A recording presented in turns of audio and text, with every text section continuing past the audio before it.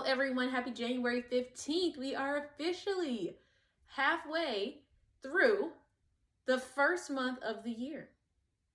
How are we feeling? Are we doing good? I'm doing great. So today we're going to talk about preparation. Whenever you are giving a talk or a speech, you need to be prepared.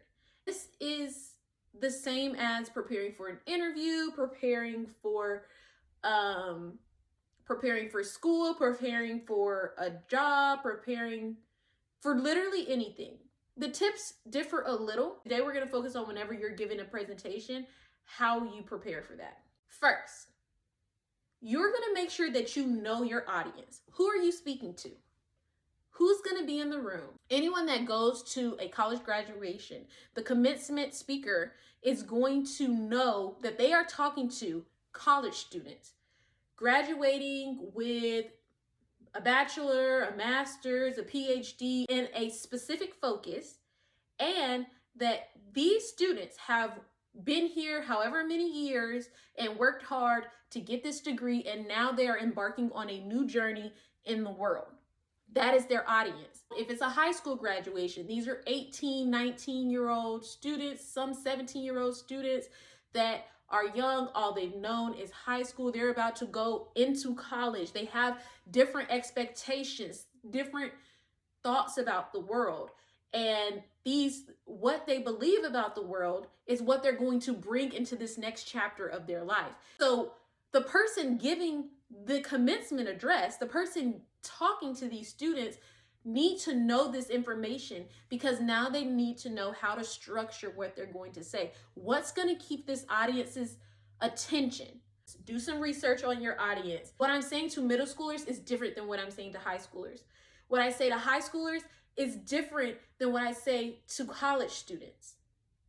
So know your audience, know what stage of life they're in, know who you're talking to. Next, we are going to know what we're talking about. What is it that you want them to know?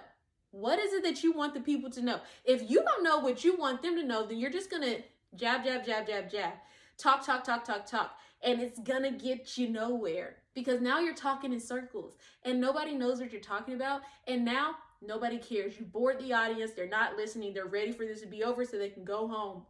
They can cut them a slice of cake. They can get in their new car. They can do whatever it is that they want to do. They can go watch the game later. No one's going to listen to you if you don't know what your point is. You need a destination before. A GPS always knows the destination before it gives you a route. So if you're trying to come up with a route before you know where you're going, then it's going to come off as you just talking. And that's not what we want it to come off as. So we're going to find the destination. What's the point? Where are we going? And then your route will be clear. Next, we're going to practice those nonverbal cues. Where are we putting emphasis? What is important? What's the main message that we're trying to get through, and how are we presenting that message? We want to make sure we practice those things. With practicing that, we're going to practice our speech. Remember, I said don't memorize your speech word for word, but you need to know what you're talking about. You need to know your key points, your destination, what road you're going on. You're going to know the steps to get to that road. You're going to practice your posture, your eye contact. Remember, we talked about that. Is there going to be a PowerPoint? Is it just you talking? If there's a PowerPoint, that needs to be prepared. Very minimal words on the PowerPoint. If there's no PowerPoint, how are you presenting yourself? How do you dress for this event? How do you dress to give this information? Lastly, we're going to prepare for that Q&A. Because if there is a Q&A at the end of this presentation, you want to be prepared to answer those questions.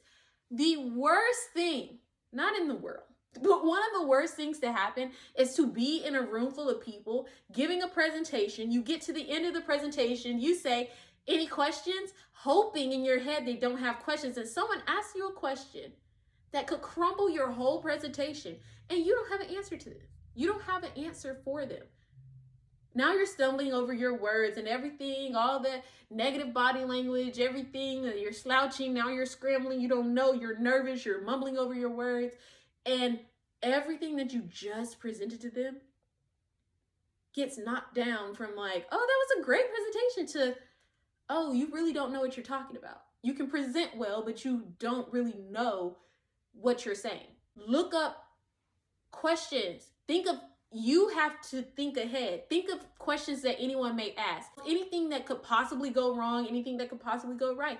You may get thrown a question that you were like, wait a minute, I never in a million years thought somebody would ask that question. But you want to be as prepared as possible. This goes with knowing your content.